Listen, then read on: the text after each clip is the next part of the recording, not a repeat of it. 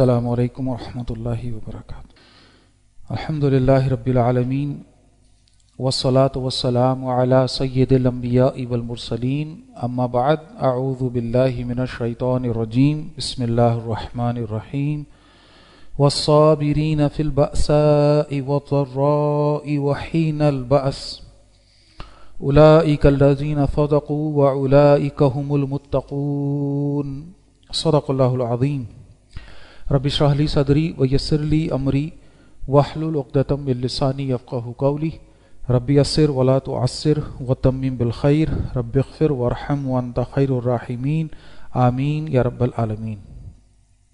الحمدللہ آیت البر سورۃ البقرہ کی آیت نمبر 177 پر ہماری تفصیل کے ساتھ گفت و شنید جاری ہے، اور اس حوالے سے الحمدللہ اس آیت کا یہ آخری حصہ ہے جو اس وقت تلاوت کیا ہے۔ انشاءاللہ اس پر آج اللہ کی توفیق سے جو بھی کلام ہوگا اس کو کرنے کے بعد انشاءاللہ یہ ہمارا موضوع مکمل ہو جائے گا انشاءاللہ۔ اس آیت میں الحمدللہ اللہ رب العزت نے جو نیکی کا معیار، نیکی کا جامع تصور، نیکی کی جزیات وہ ہمارے سامنے رکھی، وہ ہمارے بڑی تفصیل کے ساتھ ہمارے سامنے آ گئیں، اور ہم نے دیکھا کہ معیار یہ دیا گیا کہ نیکی کا ایک ظاہر اور ایک باطن ہے، اور دونوں ہی کی اہمیت ہے۔ پھر دوسری بات سامنے آگئی کہ نیکی ڈپینڈ کرے گا کہ نیکی کرنے والا کون ہے، اس بات پر منحصر ہے کہ یہ عمل نیکی ہے کہ نہیں، کون کر رہا ہے۔ کیونکہ کرنے والا یا تو ایمان والا ہوگا یا ایمان والا نہیں ہوگا۔ تو اگر ایمان والا ہوگا تو اس کا عمل نیکی کی تعریف میں شامل ہوگا، باقی خط و خال بھی اگر پورے ہوں تو، اور خدا نہ خواستہ ایمان والا نہیں ہے تو وہ عمل بظاہر کتنا ہی اچھا کیوں نہ ہو اسے نیکی تصور نہیں کیا جا سکتا۔ اس کے بعد اس ایمان کا نیکی کے ساتھ ہم نے تعلق دیکھا کہ محض اللہ کے لیے ہو، اس کا ریوارڈ، اس کا اجر صرف آخرت میں چاہیے ہو، اور طریقہ ہو رسول اللہ کا صلی اللہ علیہ وسلم، تو یہ نیکی ہوگی۔ پھر اس سے آگے ہم نے دیکھا کہ بھئی اس نیکی کے مزید خط و خال کیا ہیں، تو ایک نظریاتی بنیاد بڑی اہم ہمیں نظر آ گئی جس سے عمل میں پہلا قدم ہم رکھیں گے، اور وہ ہے انسانی ہمدردی۔ اپنے مال کو اللہ کے بندوں پر خرچ کرنا، ان کے دکھ درد میں کام آنا، یہ بنیاد ہے ایک نیک انسان کے خاکے میں۔ جو چیز اس کو سکیچ کرتی ہے وہ یہ ہے۔ یہ خاکہ بنے گا کیسے؟ اس بنیاد پر بنے گا۔ ایک انسان میں اگر انسان کا درد نہیں ہے، کسی انسان کی تکلیف کو دیکھ کر اسے کوئی احساس نہیں آتا، تو پھر نیک نہیں ہو سکتا یہ آدمی۔ پھر اس کے بعد ہم نے دیکھا کہ اللہ کے ساتھ تعلق بڑا اہم، بڑا ضروری۔ یہ ممکن نہیں ہے کہ ایک شخص اللہ کے ساتھ ربط میں نہ ہو اور وہ نیکی کے میدان میں آگے بڑھے۔ تو اس کے لیے ہمارے پاس کیا ہے؟ نماز ہے، ارکان اسلام، تفصیل سے ہم نے سمجھا الحمدللہ، نماز کی پابندی بالخصوص۔ اس کے بعد ہم نے دیکھا کہ ایک شخص جو ہے الحمدللہ انسانی ہمدردی اور اللہ کے ساتھ تعلق بذریعہ نماز بالخصوص مینٹین کیے ہوئے ہے، تو اب اگلی بات یہ ہے کہ اس کو اپنے معاملات کو نکھارنا ہوگا، اپنے وعدے میں، اپنی کمٹمنٹس میں کھرا نکلنا ہوگا، لوگوں کے ساتھ کیے گئے جو بھی اس کے معاہدے ہیں ان کو پورا کرنا ہوگا۔ اس میں کوئی ڈنڈی مارے گا، کمی کرے گا، تو اب یہ نیکی کے میدان سے نکل جائے گا۔ یہاں تک پہنچنے کے بعد اب یہ آخری حصہ ہے جہاں فرمایا جا رہا ہے، یہ وہ لوگ ہیں والصابرین فی البأساء، اور یہ صبر کرنے والے سختیوں میں، والضراء اور تکلیفوں میں، وحین البعث اور لڑائی کے وقت، جنگ کے وقت۔ تو صبر کرنا اب یہ آخری گویا اس ترتیب میں وصف آ رہا ہے، اور 3 میدان بتائے گئے صبر کے۔ ان 3 جگہوں پر صبر کرنے والے، پہلی بات کیا آئی؟ بأسا۔ یہ بعث کا جو لفظ ہے آگے بھی ہے وحین البعث، اور یہاں بھی یہ دونوں کے بنیاد ایک ہے، لیکن اس کے جو فعل ہے، یعنی اس کا جو وزن ہے عربی کے اعتبار سے وہ تبدیل کر دیتا ہے اس کے معنوں کو۔ تو جب ہم کہیں گے والصابرین فی البأساء تو ہم کہیں گے کہ صبر کرنے والے سختیوں میں، اور جب ہم کہیں گے حین البعث، بأسا شدیدہ، سورہ کہف میں بھی ہم نے کئی دفعہ اس کو سمجھا ہے، وہ شدید ترین گھمسان کی جنگ۔ تو یہ حین البعث جو ہے نا، یہ جنگ کو ریفر کرتا ہے، بالخصوص وہ سختی جو جنگ کے میدان میں اٹھائی جاتی ہے، لڑائی کے وقت اٹھائی جاتی ہے۔ اب یہ جو ترتیب آ گئی، پہلی بات کہ فی البأساء سختیوں میں، والضراء اور تکلیفوں میں، وحین البعث اور لڑائی کے میدان میں یا لڑائی کے وقت۔ پہلی چیز سختی سے مراد کیا ہے؟ دیکھیے انسان بظاہر ظاہر سی بات ہے کہ بڑا اللہ نے اس کو اشرف المخلوقات اور بڑا زبردست اس کو طاقت اور عقل اور نہ کیا کچھ اس کو، لیکن انسان بندھا ہوا ہے کچھ احتیاجوں کے ساتھ، کچھ فطری کمزوریوں کے ساتھ. مثلا انسان کو بھوک تو لگتی ہے. کوئی کہے جی میں بھوک کے بغیر زندہ، ظاہر سی بات ہے ممکن نہیں ہے. کوئی کتنا ذہین انسان ہو بھوک سے جان چھڑا سکا اپنی؟ کوئی کتنا طاقتور ہو اقتدار والا ہو بھوک سے جان چھڑا سکا؟ کوئی کتنا ہی بڑا سائنٹسٹ ہو، یا چلیں اس کو اس طرح لے لیں، کوئی کتنا ہی بڑا نیکوکار ہو، بڑی عبادت گزار ہو، اللہ کا بندہ، بھوک سے جان چھڑا سکا؟ نہیں. بھوک تو اس کو لگے گی. یہ انسان کے ساتھ اللہ نے یہ کمزوری لگائی ہے. لہٰذا یہ ہے کہ اس بھوک کی خاطر پھر اس کی محنت ہے، مشقت ہے. لَقَدْ خَلَقْنَا الْإِنسَانَ فِي كَبَدٍ، پہلے بھی ہم نے سمجھا تھا انسان کو اللہ تعالیٰ نے مشقت میں پیدا کیا ہے. انسان ایسا نہیں ہے کہ پیدا ہونے کے بعد مزے سے بیٹھا رہے اور جیتا رہے. اس کی بھاگ دوڑ ہے، اس کی مشقتیں ہیں، اس کی محنتیں ہیں. یہ محنتیں الگ الگ ڈائریکشنز میں ہیں. دو طرح کی محنتوں میں انسان ہیں، یا تو ذہنی محنت ہے یا جسمانی محنت ہے، اور دونوں کا توازن رہتا ہے. بعض لوگ زیادہ ذہنی محنت اور کم جسمانی محنت کرتے ہیں، اور بعض لوگ زیادہ جسمانی محنت اور کم ذہنی محنت. بہرحال یہ ڈیپینڈ کرتا ہے، یہ اپنے مزاج اور اللہ کی طرف سے جو تقدیر طے شدہ ہے اس کے مطابق ہے. بعض لوگ اس محنت میں آگے نکل جاتے ہیں اور دنیاوی کئی فائدے بھی کما لیتے ہیں. بعض لوگ ان محنتوں کو اللہ کی راہ میں لگاتے ہیں اللہ کی توفیق سے، اور آخرت کے لیے اپنا اجر اکٹھا کرتے ہیں. بعض لوگ وہ ہیں جو ان محنتوں کا جو کچھ بھی حاصل ہے اسی دنیا میں چھوڑ کے چلے جاتے ہیں. ایسا تو نہیں ہو سکتا کہ وہ یعنی اس محنت سے کچھ بھی اس کو نہ ملے. محنت کا پھل تو ملتا ہے. آپ صبح شام پیسہ کمانے کے لیے لگے رہیں تو بہرحال پیسہ کما لیں گے. آپ اپنا ٹارگٹ، اپنی زندگی کا مقصد جو ہے وہ یہ کریں کہ جی ایک گھر مجھے بس بنانا ہے، اور اس کے لیے اپنے آپ کو لگا دیں کھپا دیں، بہرحال رو دھو کے جیسے تیسے کر کے بنا لیں گے. تو انسان کی محنت اس کو کچھ نہ کچھ تو دیتی ہے بہرحال. اب میں جو عرض کر رہا ہوں کہ وہ محنتیں کہاں لگ گئیں؟ ساری کی ساری دنیا میں لگ گئیں. دنیا گئی، محنت ختم، محنت کا حاصل یہیں رہ گیا. یا یہ کہ وہی محنت اللہ کی توفیق سے لگا رہا ہے آخرت کی اندر اپنا گھر بنانے کے لیے، اللہ کو راضی کرنے کے لیے. الحمدللہ محنت وہ بھی کر رہا ہے، محنت یہ بھی کر رہا ہے. کوئی بھی شخص ایسا نہیں ہے جو کہے جی میں محنت نہیں کر رہا. ہم بعض دفعہ سوچتے ہیں کہ شاید جو امیر لوگ ہیں جن کے پاس بہت پیسہ ہے وہ محنتوں میں نہیں. ان کی محنتیں اپنی جگہ ہیں. ان کو اپنا وہ معیار مینٹین رکھنے کے لیے بڑی محنت کرنی پڑتی ہے. کئی محنتیں ہیں، کئی چیزیں ہیں جو ان کو اپنے، تو ایک مشقت، ایک محنت انسان کے ساتھ لگی ہوئی ہے. اور فطری طور پر انسان اپنے گھر والوں کے ساتھ، اپنی فیملی کے ساتھ بندھا ہوا ہے. اپنا پیٹ نہیں بھرنا بلکہ اپنے بچوں کا بھی پیٹ بھرنا ہے، اپنے گھر والوں کا بھی پیٹ بھرنا ہے، ان کے بھی معاملات کو دیکھنا ہے. تو ہر طرح کی اس سختی کے وقت انسان جو ہے اللہ کو یاد رکھے. اسی کا نام صبر ہے. ڈٹا رہے استقامت کے ساتھ. بعض لوگ ہیں، اور دیکھیے بڑی لاجیکل بات ہے، جس دن جس شخص کی تقدیر میں بھوکا سونا لکھا ہے اس دن وہ بھوکا سوئے گا. ہو سکتا ہے کہ وہ اس لیے بھوکا سویا کہ اس کے پاس کھانے کو کچھ نہ تھا، مجبوراً بھوکا سونا پڑا، اس کو کچھ بھی نہ تھا کھانے کو اس کے پاس. ٹھیک ہے. اور کتنی ہی مثالیں موجود ہیں کہ سب کچھ ہے، سب کچھ ہے، لیکن کیونکہ طے شدہ تھا کہ آج اس نے بھوکا سونا ہے تو بھوکا سوئے گا. کوئی وجہ بھی بن جائے اس کی. ہمارے ساتھ عموماً ہوتا ہے فوڈ پوائزن ہو گیا، پیٹ خراب ہو گیا وغیرہ وغیرہ، کوئی ایسی چیز آپ جناب نہیں کھا سکتے. آپ نے کھانا نہیں کھانا، آپ نے بھوکا سونا ہے. کھانا موجود ہے، وافر موجود ہے، کوئی کمی نہیں ہے، سب کچھ ہے، لیکن طے شدہ تھا کہ آج بھوکا سونا ہے. تو بعض دفعہ اور کوئی کیفیت ہو جاتی ہے، بعض دفعہ سچویشن ایسی ہو جاتی ہے، بعض دفعہ کسی جگہ اٹک گئے، پھنس گئے، کھانا نہیں کھا سکے، بھوکا سو گئے. چاہے وہ کسی وجہ سے بھی ہو، اللہ کی تقدیر طے تھی آج اس نے بھوکا سونا ہے تو بھوکا سوئے گا. بڑے بڑے امیر کبیر لوگ، کروڑ پتی ارب پتی لوگ، خدا نہ خواستہ، اس کا ہرگز یہ مطلب نہیں ہے کہ میں اس لحاظ سے کہہ رہا ہوں کہ وہ گناہ گار ہیں، معاذ اللہ، ایسی کوئی بات نہیں ہے. بتانے کا مقصد یہ ہے کہ نیک لوگ بھی ہوں گے یقیناً. امیر ہونا کوئی برا ہونے کی علامت نہیں ہے، امیر ہونا بھی بڑے بڑے نیک لوگ الحمدللہ اللہ کی توفیق سے. تو بہرحال میں عرض کر رہا ہوں کہ امیر ہے، جتنا بھی پیسہ ہے اس کے پاس سب کچھ ہے، لیکن یہ ہے کہ اگر اس کو کوئی ایسی بیماری لگ جائے کہ جس میں اس کا پرہیز یہ ہے کہ بس وہ یہ کھا سکتا ہے اور یہ نہیں کھا سکتا. ٹھیک ہے. تو پھر عرض کر رہا ہوں کہ خدا نہ خاصہ یہ کوئی اللہ کے عذاب نہیں ہے، اللہ نہ کرے. بیماری بھی کیا ہے؟ اللہ کی نعمتوں میں سے ایک نعمت ہے. اللہ تعالیٰ آزماتا ہے اپنے بندوں کو. تو کوئی بھی بیماری ہو گئی ہے، شوگر ہے اور بلڈ پریشر ہے اور نہ جانے کون کون سی بیماریاں ہیں، اور یہ سب کو ہوتی ہیں، نیک لوگ ہوں یا بد لوگ ہوں، اس بات کی ڈسکرمنیشن اس بنیاد پر نہیں ہے. لیکن میں جو عرض کر رہا ہوں وہ یہ کر رہا ہوں کہ اس کے پاس موجود ہے وہ کھا نہیں سکتا. سامنے رکھا ہوا ہے، نہیں کھا سکتا، اللہ کی نعمت ہے اور دیکھ دیکھ کر کھڑ رہا ہے لیکن نہیں کھا سکتا، اس کو پتا ہے کھاؤں گا تو بیماری بڑھ جائے گی، طے ہے اللہ کی طرف سے۔ تو لہٰذا جو بات ہم سمجھ رہے ہیں ہم سب مل کر وہ یہ ہے کہ اللہ کی طرف سے جو سختیاں طے ہیں وہ ہیں، اس بات کا اس سے کوئی لینا دینا نہیں ہے کہ آپ کتنے امیر کتنے غریب، کتنا کمایا کتنا نہیں کمایا، طے شدہ ہیں۔ جو سختی آنی ہے اپنے حصے کی چڑھائی چڑھنی ہے، اپنے حصے کا صبر جھیلنا ہے۔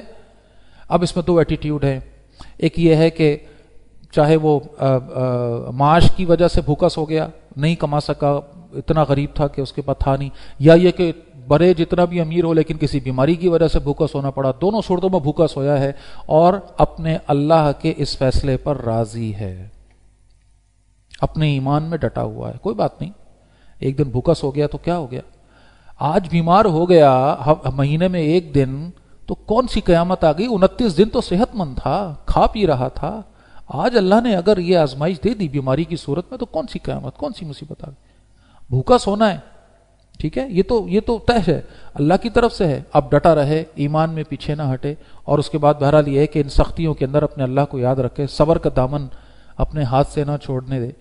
اور دیکھیے پھر جب انسان اس جگہ پر استقامت دکھاتا ہے، اس کا مطلب کیا ہے، صبر کا مطلب ہے استقامت، ڈٹے رہنا، اس جگہ پر استقامت کا مطلب ہے اللہ کی رضا میں راضی رہنا، غلطی سے بھی شیطان کی اس پھونک کو ایکسپٹ نہ کر لے کہ بھئی تم you are the rejected one, تم فارغ ہو، تم اللہ نہیں ہے کوئی جو تمہارا خیال کرے، تمہیں اللہ نے لاوارث چھوڑ دیا ہے، بھئی بڑا ظلم ہوا ہے تمہارے ساتھ، دیکھو وہ لوگ کیسے کھا رہے ہیں پی رہے ہیں اور تم ہو کہ بھوکے سو رہے ہو، وہ لوگ کیسے کھیل رہے ہیں اٹھ رہے ہیں اور تم کیسے ہو۔ تو لہٰذا یہ ہے کہ کوئی بھی سختی کا وقت آ سکتا ہے اچھے خاصے بھلے انسان کے ساتھ، اور یہ آ جاتی ہے مختلف انداز میں نا، ہم سب جانتے ہیں، اور ہم نے قرآن کی وہ آیت بھی سنی نا سورہ بقرہ میں، وَلَنَّبْلُوَكُمْ بِشَيْءٍ مِّنَ الْخَوْفِ وَالْجُوعِ وَنَقْصٍ مِّنَ الْأَمْوَالِ وَالْأَنفُسِ وَالثَّمَرَاتِ، تو لازماً آزمائیں گے ہم تمہیں کسی قدر، خوف سے، بھوک سے، تمہاری جانوں اور پھلوں اور تمہارے جو بھی مال ہے ان کے نقصان سے، ہم تو آزمائیں گے۔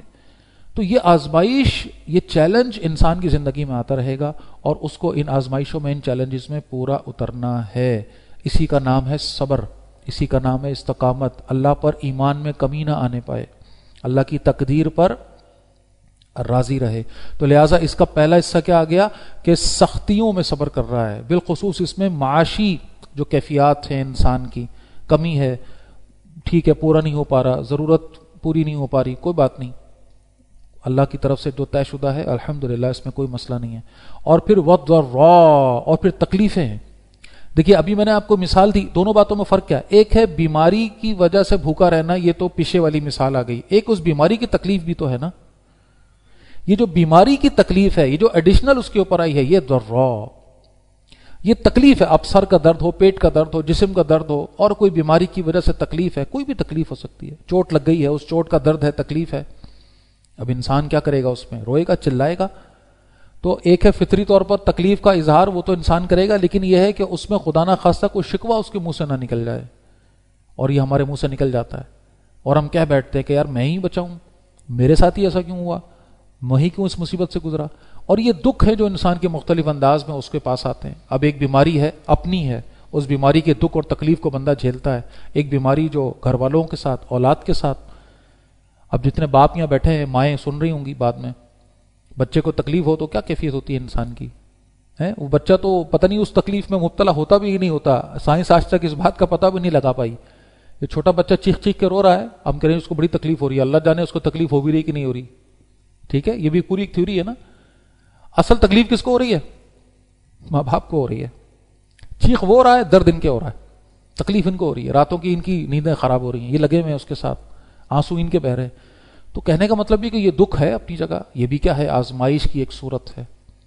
تو یہ ہے انسان جب کسی ضرر، کسی یعنی ایک مصیبت، ایک دکھ، ایک تکلیف کو جھیلتا ہے، اللہ تعالیٰ کسی کی اولاد کو اس سے لے لیتا ہے، اللہ کی طرف سے عین حکمت کے تحت ہوتا ہے، اللہ کو پتہ ہے کہ وہ کیا کر رہا ہے، معاذ اللہ ایسا نہیں ہے کہ یہ خامخواہ ہو گیا، اللہ نے آن پرپز بڑے خاص وجہ سے یہ کام ہوا، یہ آزمائش کا ایک سلسلہ ہے۔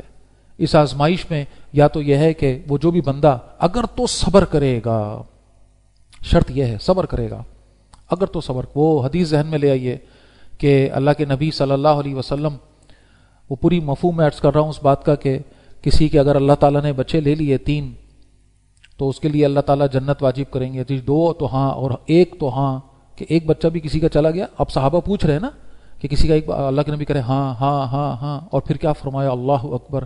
اللہ کے نبی فرماتے ہیں اللہ کی قسم ادھورا بچہ، تم 3 2 اور 1 کی گنتی میں لگے ہوئے ہو، ادھورا بچہ اپنی ماں کو اس کی نال سے پکڑ کر کھینچے گا یہاں تک کہ جنت میں داخل کر کے دم لے گا، بشرط کہ اس کی ماں نے صبر کیا ہو، اجر کی امید لگائی ہو. یہ بڑی لاجیکل بات ہے.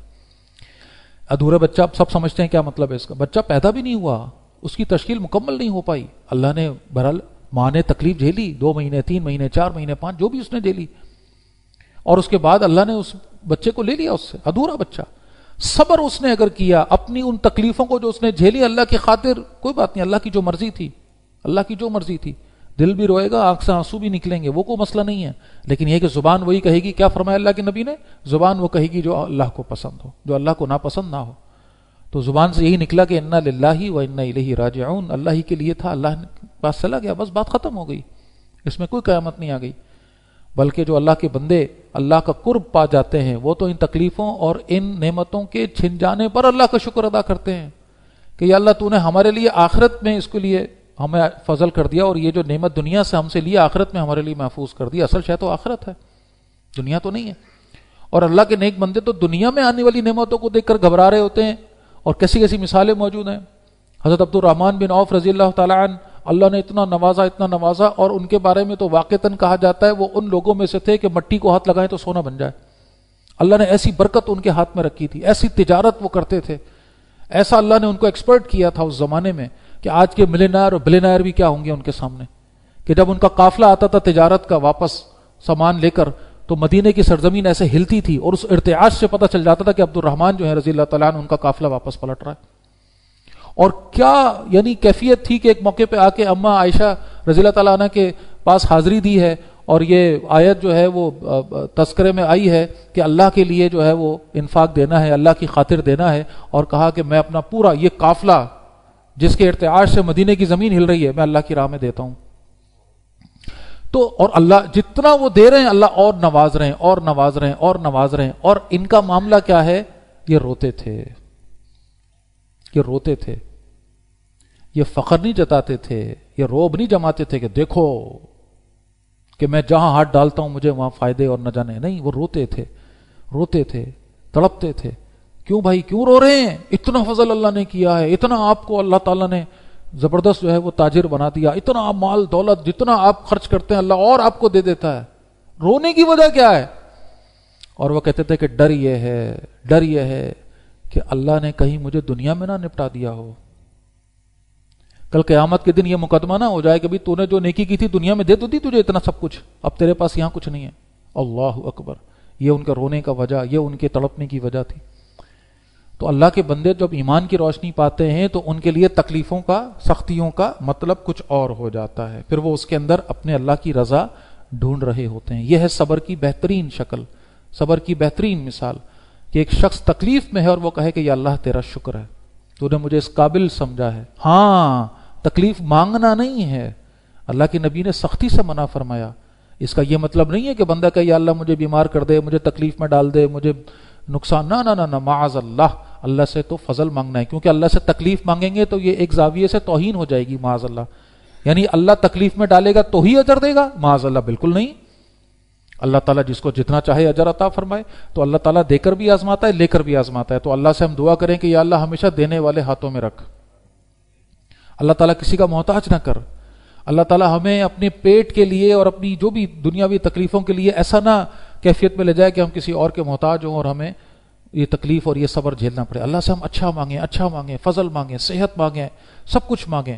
ہاں، اور اگر یہ تکلیف آ جائے، صحت تھی اللہ ہی کی دی ہوئی، چھن گئی، ٹھیک ہے، جو اللہ کی مرضی. دولت تھی، مال تھا اللہ کا دیا ہوا، لے لیا اللہ نے واپس، ٹھیک ہے. اولاد تھی اللہ نے دی تھی، لے لی واپس، کوئی بات نہیں. کچھ بھی تھا دنیا کا، ملا یا نہ ملا، اللہ کی جو مرضی وہی بہتر ہے. یہ ہے صبر، یہ ہے استقامت، یہ ہے ڈٹے رہنا، اللہ کی رضا میں راضی رہنا، شکوہ نہ کرنا اور اسی بات کو اپنے لیے بہتر سمجھنا.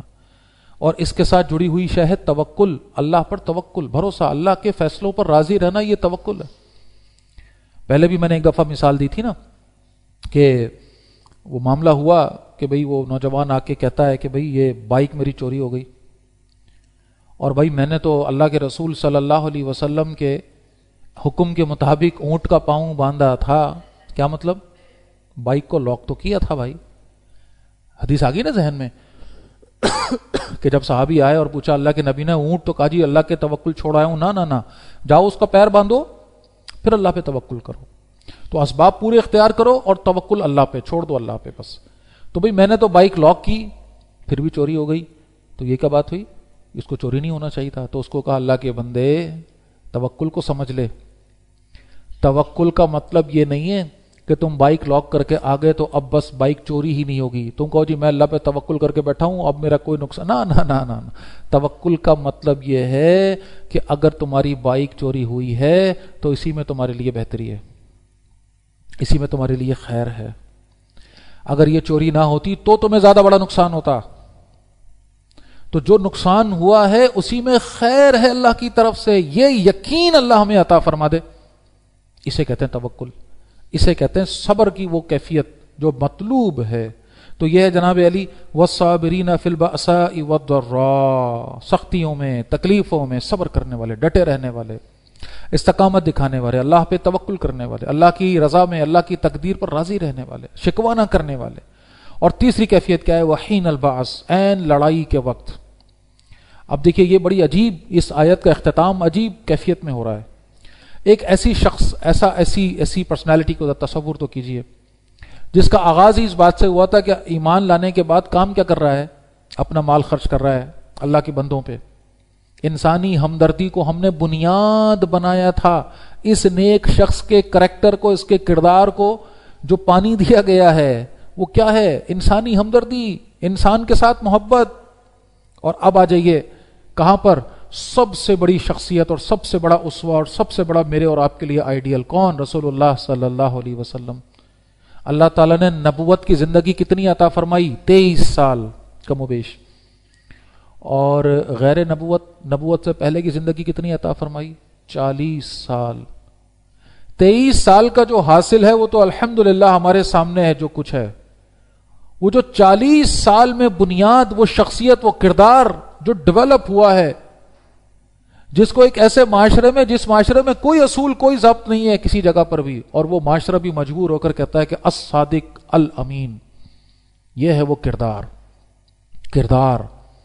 کس بنیاد پر؟ انسان سے محبت، انسان کی خاطر تکلیف جھیلنا، انسان کی خدمت کرنا، انسان کے کام آنا. یہ بنیاد ہے، یہ بنیاد ہے. اللہ کے نبی صلی اللہ علیہ وسلم تو غیر انسانوں کے لیے رحمت ہیں بھائی. وہ نبی جو اپنے صحابہ سے کہہ رہے ہیں کہ کوئی درخت نہیں کٹے، کوئی پودا نہیں جڑ سے اکھاڑنا.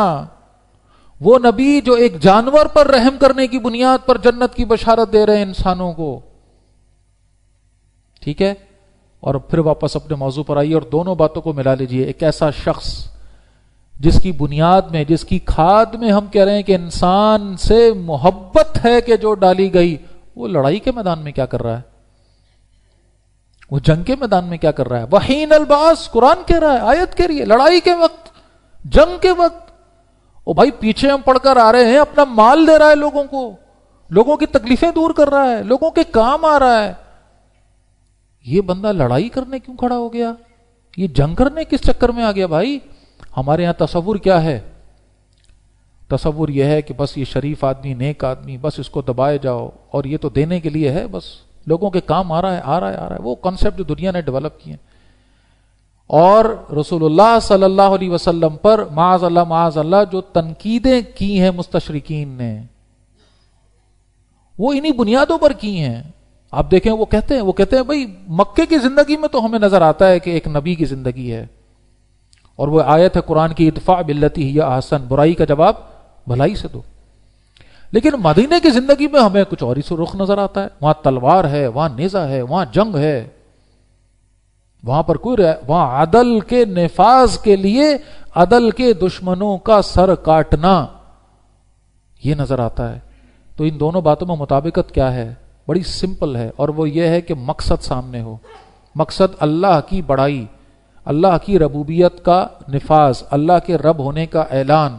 اس کے لیے جب وہ مرحلہ تھا کہ جب اینٹ کا جواب پھول سے دینا تھا، گالی کا جواب دعا سے دینا تھا، تو وہ کیا گیا. اور جب وہ مرحلہ آیا کہ تلوار کے مقابلے میں اب تلوار اٹھے گی، اب نہیں ہوگا ایسا کہ ایک گال پہ چانٹ مارو تو جی دوسرا گال بھی پیش کر دو. نہ، یہ ختم ہو گیا معاملہ. اب تو یہ ہے کہ برابر کا بدلہ ہوگا. عدل کیوں؟ کیونکہ ہر وہ شخص جو اللہ کے نام پر آگے آ کر اللہ کی بندوں کی صف میں شامل ہو گیا، الحمدللہ، جس پر واعظ و نصیحت کا اور صبر کا وہ مراحل گزرے اس پر اثر ہو گیا، الحمدللہ. اب جو پیچھے رہ گئے ہیں نا، یہ لاتوں کے بھوت ہیں. ٹھیک ہے، ان پر نہیں اثر ہونا کسی کا.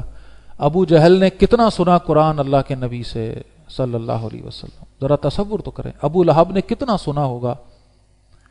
اور بعض جگہوں پر تو یعنی اللہ کے نبی تو ان لوگوں کے پاس اور زیادہ جاتے تھے کہ اللہ کرے کہ یہ اسلام قبول کر لیں، یہ ایمان قبول کر لیں. کتنا قرآن اللہ کے نبی نے ان کو سنایا ہوگا، کیسی پیاری وہ نصیحتیں اللہ کی نبی نے ان کو کی ہوں گی. ہمارے لیے تو یہ حسرت ہے کہ اللہ کے رسول صلی اللہ علیہ وسلم کی وہ پاکیزہ مبارک وہ عظمت بھری آواز ہمارے کانوں میں آ جائے اور ہم ان کے منہ سے، ان کی زبان مبارک سے قرآن سن لیں، کوئی نصیحت سن لیں، ان کا کوئی ارشاد. صحابہ وہ خوش نصیب تھے جو اللہ کے نبی سے یہ فیض حاصل کر پائے.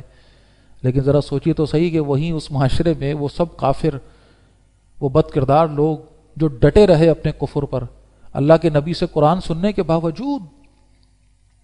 جب اللہ کی نبی کے زبان سے قرآن ان کا کچھ نہ بگاڑ پایا تو کیا شے تھی جو پھر ان کو آگے لے کر آتی؟ پھر کچھ نہیں بچتا. ثابت ہوا کہ یہ وہ ہیں کہ جو ڈٹ چکے ہیں اپنے کفر پہ، یہ نہیں ہے اب آگے آنے کے. ان کا علاج اللہ فرماتا ہے سورہ حدید میں، ہم نے لوہا بھی اتارا ہے، ہم نے لوہا بھی اتارا ہے. اور یہی ہے شریعت محمدی صلی اللہ علیہ وسلم کی جامعت، یہ جامع ترین اسوہ جو رسول اللہ کا اسی بنیاد پر ہے. جہاں قرآن کہتا ہے کہ برائی کا جواب بھلائی سے دو، پھر قرآن ہی کہتا ہے برائی کا بدلہ ویسے ہی برائی ہے. گھومنے والے گھوم جاتے ہیں، اعتراض کرنے والے کہتے ہیں لو بھائی یہ تو کانٹراڈکٹری بات ہے، ایک طرف یہ ایک طرف وہ. بھائی سمجھو اس بات کو. جہاں موقع ہے سامنے والے تک بات پہنچانے کا، اس کو موقع دیا جا رہا ہے، مارجن دیا جا رہا ہے، دعوت کا مرحلہ ہے. بھائی سن لو، سمجھ لو. ایسے موقع پہ تو برائی کا جواب بھلائی سے ہوگا. لیکن جب حجت پوری ہو چکی، سامنے والا کھل کر اللہ کا دشمن ثابت ہو چکا، اس نے اپنا مقصد علل اعلان ڈکلیئر کر دیا کہ وہ اللہ کا دشمن ہے، وہ نہیں آگے آنے کا. اب اس مرحلے پر اس کا علاج ڈنڈا ہے، تلوار ہے، لوہا ہے. تو لہٰذا یہ انسانی ہمدردی میں ڈوبا ہوا یہ شخص، نیک ترین شخص جس کی مثالیں اور ساری فاؤنڈیشنز پڑھتے ہوئے آ رہے ہیں، یہ میدان جنگ میں کیوں اترا ہے؟ اللہ کی خاطر، اللہ کے دین کی خاطر. اس کا اپنا کوئی پرائیویٹ کوئی وہ نہیں ہے، گول نہیں ہے، اس کا ذاتی کوئی اس کے اندر وہ معاملہ نہیں ہے. اور دیکھیں صحابہ کی مثالیں موجود ہیں ہمارے سامنے، اللہ کے نبی کی مثال دی جاتی ہے. کبھی اپنی ذات کے لیے آپ نے غصہ نہیں فرمایا، اپنی ذات کے حوالے سے کبھی کوئی بدلہ نہیں لیا. ہاں جب بات دین کی آئے گی، اللہ کی شریعت کی آئے گی، پھر کسی کو چھوڑا نہیں ہے. صحابہ کی مثال لے لیں، کیسی مثالیں موجود ہیں. حضرت علی کا مشہور واقعہ ہے کہ کافر ہے، اس کو زیر کر لیا، تلوار گرا دی، اور اگلا مرحلہ کیا ہے؟ اب اس کی تلوار گر گئی ہے، اب تو ادھر سے تلوار اٹھے گی اور اس کا سر جدا ہوگا، ختم ہوگا. اور عین وقت پہ جب حضرت علی نے اس کا کام تمام کرنے کے لیے تلوار اٹھائی، اس نے تھوک دیا. اور جیسے ہی اس نے تھوکا، حضرت علی پیچھے ہٹے اور چھوڑ دیا اس کو. اور وہ بھی حیران پریشان کہ یہ کیا ہوا، یہ کیا ہوا؟ ایک تو لمحے کی بات تھی بس. اب ایک دوسرے کی جان ہم لے رہے تھے اس جنگ کے اندر، اس لڑائی کے اندر میں زیر ہو گیا. اب لازم نتیجہ یہ ہے کہ اب سامنے والے نے مجھے مارنا ہے بس. اور عین وقت پہ جب جیسے ہی اس نے تھوکا، حضرت علی پیچھے ہٹ گئے اور یہ حیران ہو کر کھڑا ہوتا ہے، کہتا ہے کیوں، یہ کیا ہوا، کیوں چھوڑ رہے ہیں مجھے؟ اور حضرت علی کیا فرماتے ہیں؟ کیا مثال ہے کہ تجھے اللہ کی خاطر مار رہا تھا، اللہ کے دین کی وجہ سے تیری میری دشمنی ہے، تیرے مارنے کی نیت میں میرا ذاتی تو اس سے کچھ لینا دینا نہیں، لیکن تو نے یہ جو حرکت کی اس سے میری ذات کا غصہ شامل ہو گیا اس میں. اب اگر میں تجھے مار رہا ہوں تو اس میں کچھ نہ کچھ حصہ میری ذات کا ہے. میں غصے میں रिस्पॉन्स में, रिएक्शन में, नफरत में कि तूने मुझ पर थूका है, अब मैं तुझसे बदला लेने की खातिर तुझे मारूंगा। और ये मैं नहीं करता, ये मुझे मेरे नबी ने नहीं सिखाया सल्लल्लाहु अलैहि वसल्लम। ये हमारा मकसद नहीं है कि लोगों को अपनी जात की, अपनी पर्सनल इश्यूज की वजह से लड़ाइयां करें। ये तो जाहिलों का शेवा है, ये तो कुफार का शेवा है। जाती मफाद की खातिर लोगों से लड़ना, ये अहले ईमान का शेवा नहीं। अहले ईमान तो लड़ते भी किस वजह से हैं? अल्लाह के लिए, अल्लाह के दीन के लिए। वो जाने लेते भी हैं, जाने देते भी हैं। दोनों का मकसद क्या है? अल्लाह और अल्लाह का दीन। उनका जाती कोई इसके अंदर मफाद वाबस्ता नहीं होता। यह है भाई एक नेक शख्स की मुकम्मल जामियत के साथ वो तस्वीर कि वहां से उसने आगाज किया और वो आला तरीन लेवल है किताल का। पूरी जिंदगी इसकी जिहाद से ताबीर है, मेहनत है, कोशिश है, एफर्ट्स हैं अल्लाह के दीन के लिए। जहां मार खा रहा है वहां भी अल्लाह की खातिर, जहां मार रहा है वो भी अल्लाह की खातिर। लिहाजा यह है कि अल्लाह हमें इस बात की समझ अता फरमाए और रसूलुल्लाह सल्लल्लाहु अलैहि वसल्लम के उसवे से बिलखुसूस वो जामियत जो हमें मिलती है, वो कॉम्प्रिहेंसिव जो हमें आइडियोलॉजी मिलती है अल्लाह के नबी से सल्लल्लाहु अलैहि वसल्लम, उस बात को हम समझें और जानें। असल मकसद है अदल का निफाज, अल्लाह की शरीयत का निफाज, अल्लाह की हाकमियत का ऐलान, जो हर मुसलमान की जिंदगी का मकसद है। उस मकसद को सामने रखे, वो मिशन जो अल्लाह के नबी का था उसमें अपने आप को शामिल रखे और उस मिशन को सामने रखते हुए फिर सारे मराहिल हैं उसके, उसी मिशन को अपने जहन में रखे तो उसकी नमाज नमाज है। समझिएगा इस बात को। अगर वो मिशन, वो मकसद है जिंदगी का, जिंदगी की मंजिल नियत में है तो ये नमाज नमाज है। इस्ताइनु बिस्सब्रि वस्सलाह, नमाज है क्या? मदद लेने का टूल है। किस चीज में मदद? उस बड़े काम में जो अल्लाह ने जिम्मेदारी लगाई है। तो अगर वो है मकसद, वो है नस्बुल ऐन कि अल्लाह को राजी करने के लिए ये काम मुझे जब तक जिंदा हूं करना है, तो उसकी नमाज नमाज है। वरना फिर ठीक है, आओ उठक बैठक लगाओ और जाओ। वो अल्लाह है जिसको चाहे अता फरमाए और जिससे चाहे रोक ले। हमें उसमें वो नहीं है कोई कि किसको मिलेगी किसको नहीं मिलेगी। असूल जो है वो मैंने आपके सामने रख दिया।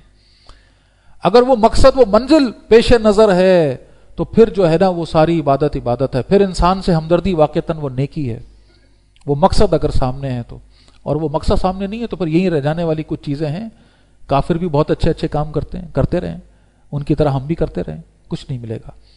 तो लिहाजा अल्लाह ताला मुझे और आपको इस बात की समझ अता फरमाए कि मेरे और आपके जीने का मकसद क्या है। मेरी जिंदगी का मकसद तेरे दीन की सरफराजी। मैं इसीलिए मुसलमान, मैं इसीलिए नमाजी। और नेकी के इस जामे तसव्वुर को हम अपनाएं और अपनी पूरी इस्तिताअत के साथ अपनी एफर्ट्स यहां लगाएं। किसी एक जगह पर जाकर हम समझते हैं हमने काम पूरा कर लिया, यह हमारी गलत फहमी है। इन तमाम जगहों पर अपने आप को बेहतर से बेहतर करने की कोशिश करना है। हर जगह, हर डोमेन में, हर जाविये से अपनी पूरी इस्तिताअत के साथ। और जो इस्तिताअत हर बंदे की अल्लाह जानता है, सबकी बराबर नहीं है, किसी की कम किसी की ज्यादा। अल्लाह के यहाँ वो तराजू है जो इस्तिताअत को मैनेज तोलेगा बारीकी के साथ। दुनिया में ऐसा कोई तराजू नहीं है। तो अपनी इस्तिताअत के साथ जो अल्लाह ने कैपेबिलिटी, जो सलाहियत दी है, उसको इस दीन में लगा दे, खपा दे और इन तमाम चीजों के साथ अपने आप को फेयर रखे अदल के साथ। तो फरमाया उलाइकल लज़ीना सदक़ू, ये लोग हैं जो सच्चे। किस चीज में सच्चे? इस दावे में कि ये नेक हैं।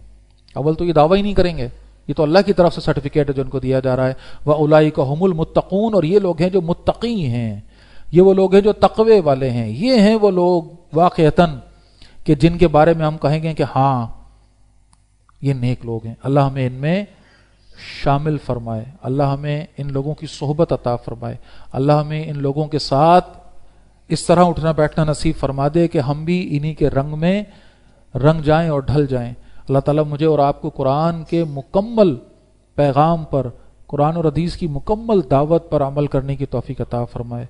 अक़ूलु क़ौली हाज़ा व अस्तग़फ़िरुल्लाह ली व लकुम व लिसाइरिल मुस्लिमीना वल मुस्लिमात।